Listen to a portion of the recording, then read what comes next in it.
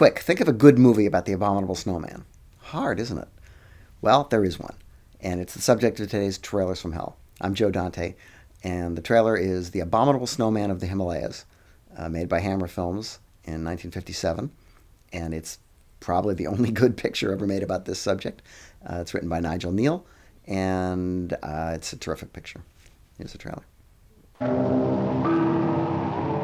A small band of men on a perilous search for the man-beast of Tibet. The abominable snowman of the Himalayas. You've heard of him, haven't you? Yeah, I've heard of him. This incredibly bombastic narrator is a tip-off to what studios really thought of this kind of picture in the 1950s. Unlike the trailer, this movie doesn't insult your intelligence. To say this is the best of the Abominable Snowman movies is to abominate with faint praise, when the competition is between stuff like Man-Beast and Shriek of the Mutilated. But in 1957, Hammer Films was flush with the success of Val Guest's film of Nigel Kneale's BBC serial, The Quatermass Experiment.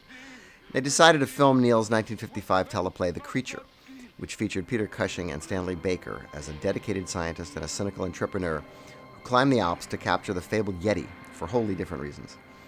To sell it outside Britain, Baker was replaced by burly American Forrest Tucker, who holds his own with Cushing in what may be his best screen performance. Tucker made several British films during this period, and he's surprisingly strong in all of them.